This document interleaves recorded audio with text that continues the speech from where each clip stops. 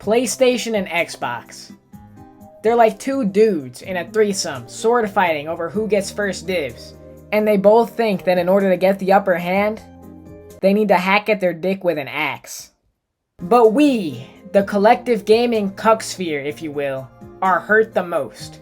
Because not only do we have to watch that gruesome display, not only do we have to watch the brands and studios that we love so much make the worst decisions known to mankind or just be shut down, but it results in millions of people who were once giddy for the new generation of gaming, completely disillusioned by the lack of dollars in their bank account and good games for their console.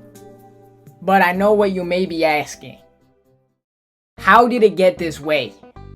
How did our cucksphere get so fucked over that we started becoming against getting new hardware? It is completely unheard of. I, just like every other member of the cucksphere, had my eyes watering at the reveal of the PlayStation 5. I remember being so hyped for them, and I'm not even into PlayStation or Xbox that much. People went fucking loony over these consoles, but that came at a price. With people being cooped up at home all the time with nothing to do, cunt asshole dickhead chuds thought it would be a good idea to ruin an 8-year-old's Christmas. The new consoles were scooped up by neckbeards quicker than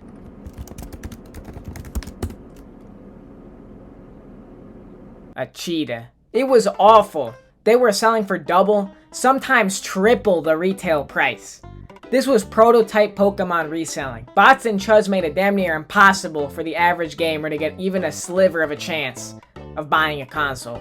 They also had to deal with the global chip shortage at the same damn time. Not only did the console cost as much as a fucking person at launch, but the PS5 was the introduction to $70 games.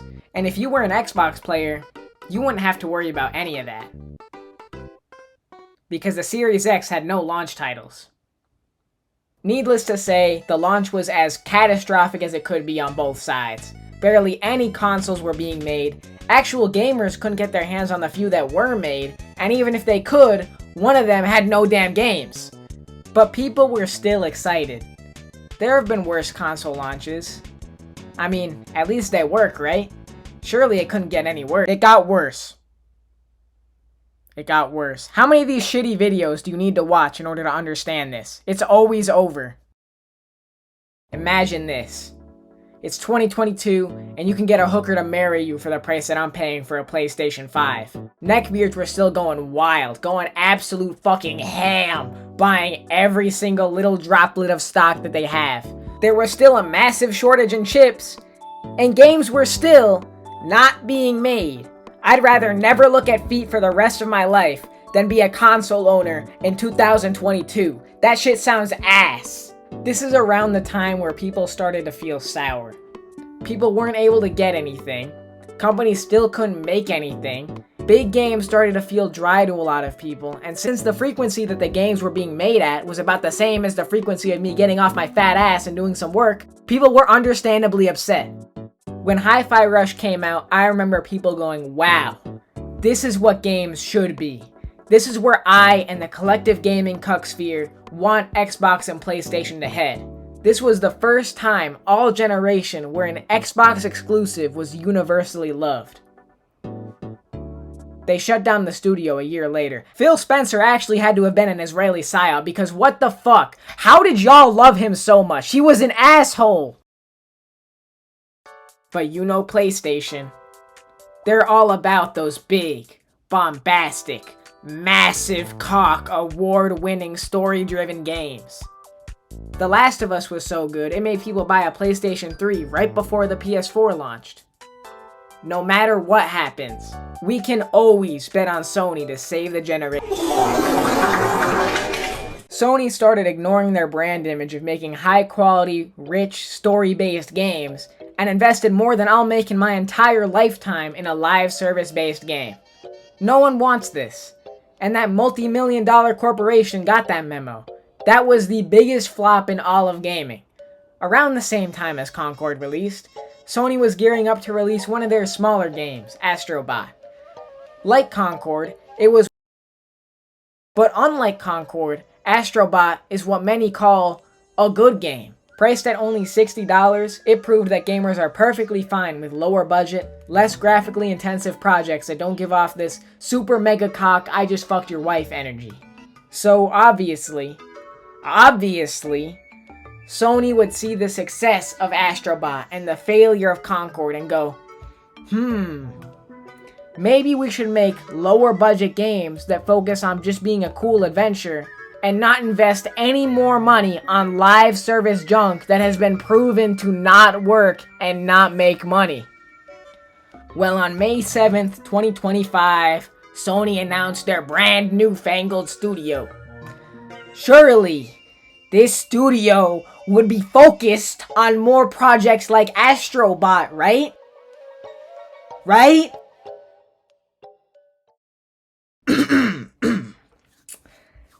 The LFG in Team LFG stands for Looking for Group. We are driven by a mission to create games where players can find friendship, community, and belonging. We want our players to feel excited when they log on to discover their teammates already hanging out online. We want our players to recognize familiar names and to make myths and memes about each other. We want our players to love remembering that one time where they pulled off that play that changed the whole story of the match. As we say on the team, I'm not fucking reading that. We will make immersive multiplayer worlds propelled by action games that players can learn, play, and master for countless hours. To the Sigmas of Australia, I say that this goofy-air government have been capping. I don't get how you can be a Sony fan in 2026, in the same way that I can't get being a Disney fan in 2026. I'm a Nintendo fan because they make good games that I like. In the last year, I can point to several Switch and Switch 2 games that make me go, damn, this is why I love Nintendo. I love this game. The PS5 has 25 exclusives in its 6-year life.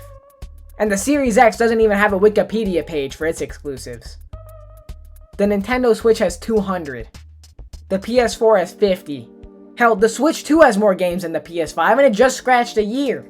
Even the rare new games that the PS5 does get, they're like a gamble. Are you gonna get something that's worthy of the time you waited, the money Sony spent on it, and the money you spent on it? Or are you gonna get Concord 2?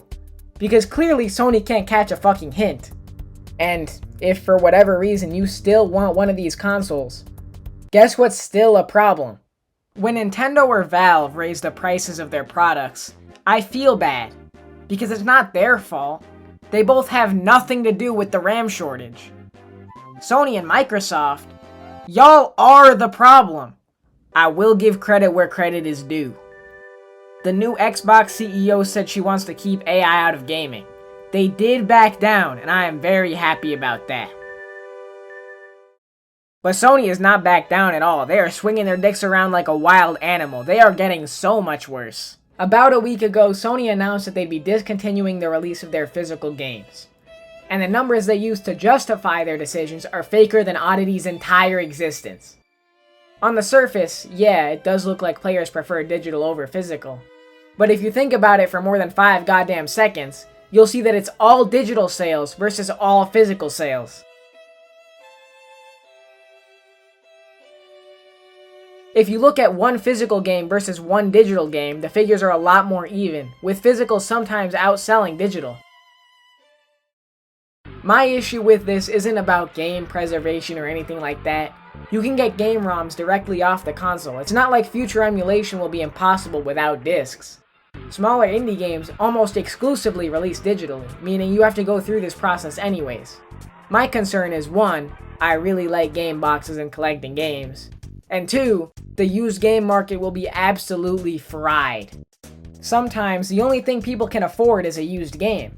You also won't be able to give or lend games to people. You can't get a feel for a game just by watching a playthrough or a trailer. You need to actually experience it yourself. And when that experience costs $70, you're gonna get a bunch of people who don't want to spend all of that money to try something that's out of their comfort zone. Without the competition from eBay and GameStop, Sony can price all 3 of their exclusives however high they want. And 3, Sony removing content that you paid for from your account without giving you a refund. Now, I wouldn't be worried about this if they didn't also take 500 movies and shows off people's accounts that paid for them without refunds on the same fucking day. All this bad news in the same week. Same day, some of it. It makes me wonder, what is Nintendo up to? Woke up, today is a good day. Sun bright, shining in my face. No rush, just moving at my own pace. Everything aligning in one place. Wind blows, clear your head straight. Let all the worry out your way. Out your way. This generation is 6 years old and it doesn't feel like it's even started. For every piece of good news, there are 8 things that got me ripping my ball hair out. All of that excitement I felt for the PS5 and Series X when they came out, thinking, oh wow, these consoles look so good, they're gonna make Nintendo lock in and give me more good games. It's all gone. All my excitement is gone. Xbox is having a layoff that's bigger than the people in the Splatoon community, and while I get why they're having the layoffs, and I do agree with the reasoning, it's not good for morale. Laying off 1 million people does not excite the employees to make new games. No one's horny after being fired. I get it, but I'm still upset. And if I keep AI generating hentai of angry birds, I'm gonna be paying a damn mortgage for my next console. Consoles were supposed to be the more affordable option. Now we're looking at upwards of $1,000 for the PlayStation 6. The Steam machine makes the PS5 Pro look affordable, even though the Steam machine has less power than the regular PS5. All of this negativity, anger, annoyance, displeasure, fury, all to say that I think that there is a positive future for video games. I know, this isn't all doom and gloom and oh my ditty, they're gonna make us donate our scrotums for the PlayStation 8. I don't think gaming will become this completely overpriced, shitty, self-circumcising hobby that chuds on Twitter would make you believe. But it is in a rough patch right now. I think next gen is going to be the worst generation we could have possibly imagined for Sony, and it's going to be all live service dog shit every 4 years. But the generation after that is going to be one of the best we've ever seen. Xbox and Nintendo are clearly locked in enough to create enough competition for Sony to have to lock in and give y'all what you want. And I'm tired of people clowning on this guy for hugging his PlayStation like it isn't something we all do with our consoles.